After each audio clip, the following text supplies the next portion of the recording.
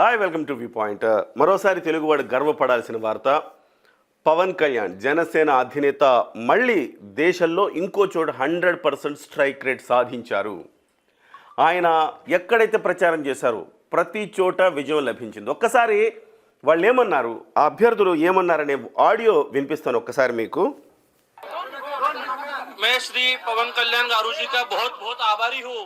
उन्होंने यहाँ महाराष्ट्र में सोलापुर में आके मेरे लिए प्रचार किया, लोगों को अपील की मेरे जैसे नवयुवक को जिताने के लिए.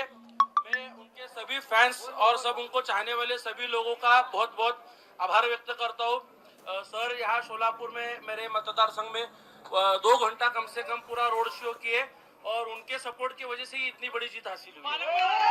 చూసారా, 2 గంటలు ఆయన నియోజకవర్గంలో షోలాపూర్లో 2 గంటలు ఆయన రోడ్ షో చేశారు. ఆయన వల్లనే నేను ఇవాళ గెలవగలిగాను, ఇంత పెద్ద విజయం సాధించడానికి కారణం పవన్ కళ్యాణ్ అని మహారాష్ట్రలోని వ్యక్తి, ఎమ్మెల్యేగా గెలిచిన వ్యక్తి చెప్తా ఉన్నారు. దాదాపుగా షోలాపూర్ పట్టణంలో 3 నియోజకవర్గాలు ఉన్నాయి.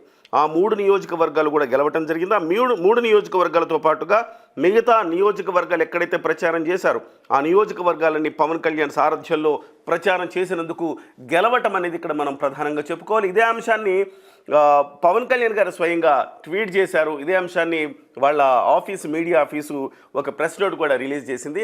ఎక్కడెక్కడంటే డేగ్లూరు, భోకరు, లాతూరు, షోలాపూర్ నగరంలో 3 నియోజకవర్గాలు, అలాగే బల్లార్పూరు, చంద్రపూరు, పూణే కంటోన్మెంట్, హడ్సన్పూరు, కస్బాపేట్ అంటే దాదాపు 11 నియోజకవర్గాలు.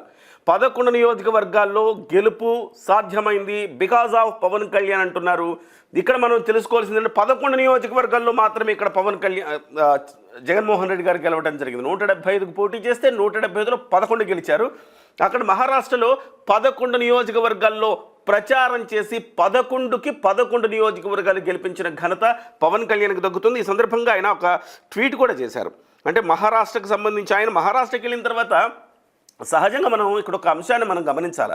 ఎవరైనా ఎక్కడైనా ప్రచారం చేస్తే సహజంగా ఆ పార్టీ ఏ పార్టీ కోసం వెళ్తామో ఆ పార్టీకి సంబంధించిన విధి విధానాలను మాత్రమే వేస్తారు. సో వాళ్ళకు వచ్చిన భాషలో మాత్రమే మాట్లాడతారు, ఇంగ్లీషు లేకపోతే హిందీ ఇట్లా మాట్లాడతారు. కానీ మహారాష్ట్ర వెళ్ళి మరాఠీలో ప్రసంగించిన తెలుగువాడు ఎవడైనా ఉన్నాడంటే ఎవడు లేడు, పవన్ కళ్యాణ్ గారు మాత్రమే.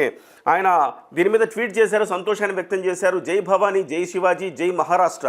Heartful congratulations to NDA Mahayuti on the landslide victory in Maharashtra elections. This tremendous mandate reflects the trust of the people of Maharashtra in the visionary leadership of Honorable Prime Minister Shri Narendra Modi ji. The people of Maharashtra have chosen development, honesty, the ideology of Bala Saheb Thackeray ji, Sanatana Dharma, unity over division, unity over division and vision to building a Vikasit Bharat and Vikasit Maharashtra. The land of Chhatrapati Shivaji Maharaj, which has always stood as a symbol of truth, valor and justice, has once again chosen the path of progress and integrity. The collective leadership of Shri Fadnavis ji, Shri Shinde ji and Shri Ajit Pawar ji has earned the confidence of the people.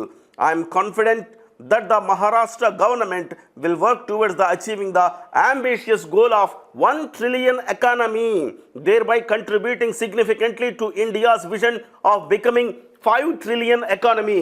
మనం చూడొచ్చు, భారతదేశానికి వాణిజ్య రాజధాని ముంబై, అంటే ముంబై ఎక్కడుంది, మహారాష్ట్రలో ఉంది. వాణిజ్య రాజధాని ఒక 1 ట్రిలియన్ ఎకానమీకి చేరుకోవాలని ఆయన చెప్తా ఉన్నారు. 1 ట్రిలియన్ ఎకానమీ, అలాగే 5 ట్రిలియన్ ఎకానమీ మన దేశం చేరుకుంటుంది. తద్వారా అక్కడ 1 ట్రిలియన్ వస్తే ఆటోమేటిక్గా మిగతా దేశం అంతా కూడా 4 ట్రిలియన్. అంటే ఎంత వాణిజ్యపరంగా ఎంత కీలకమైన అంశమో మనం గమనించాలి. అలాగే it was a honor to participate in the Maharashtra election campaign in support of Mahayuti candidates. The people of Maharashtra showed immense love and trust during the campaign. Looking forward to continued mutual cooperation between Maharashtra and Andhra Pradesh for the development and welfare of our people. జై మహారాష్ట్ర, జై భారత్. ఇది పవన్ కళ్యాణ్ గారు చేసిన tweet. మొత్తం మీద అంటే ఒక మహారాష్ట్రకి ఆంధ్రప్రదేశ్కి కూడా ఒక మంచి వాణిజ్య సంబంధాలు ఏర్పరచడానికి ఆయన ఇవాళ ఒక పునాది వేశాడని చెప్పాలి. గతంలో ఏ ముఖ్యమంత్రి కూడా ఒక రాష్ట్రంతో అంత సత్సంబంధాలు మెయింటైన్ చేసిన పరిస్థితి గతంలో ఎప్పుడూ లేదు. కానీ ఇవాళ 11 చోట్లకు ఆయన వెళితే 11 చోట్ల విజయం సాధించి 100% స్ట్రైక్ రేట్ సాధించడంతో మహారాష్ట్రలో కూడా ప్రభుత్వం కూడా ఈయనకు కృతజ్ఞతాపూర్వకంగా మారిపోయింది. తద్వారా రాబోయే భవిష్యత్తులో అక్కడ తెలుగు వారికి బ్యూటిఫుల్ ఆపర్చునిటీస్ రాబోతున్నాయి. అట్ ద సేమ్ టైం మంచి వాణిజ్య సంబంధాలు ఆంధ్రప్రదేశ్ అలా మహారాష్ట్ర మధ్య రాబోతున్నాయి. ముఖ్యంగా మహారాష్ట్రలో కోస్టల్ కారిడార్ ఉంది. వాళ్ళు చేస్తున్న అభివృద్ధి కార్యక్రమాలు, కోస్టల్ కారిడార్లో వాళ్ళు తీసుకుంటున్న అంశాలు ప్రధానంగా వాటిని ఇక్కడ మనం అమలు పరిచేందుకు మనకు 972 కోస్టల్ కారిడార్ ఉంది కాబట్టి ఆ 972 కిలోమీటర్ల పాటు మనం దాన్ని డెవలప్ చేసుకోవడానికి వాళ్ళ నమూనా, గుజరాత్ నమూనా కూడా తీసుకునే అవకాశం ఉంది. ఏదేమైనా మరొకసారి దేశం చూపు పవన్ కళ్యాణ్ వైపు అన్నట్టుగా చేశారు. 100% స్ట్రైక్ రేట్తో మరొకసారి విజయ దుందుభి మోగించారు.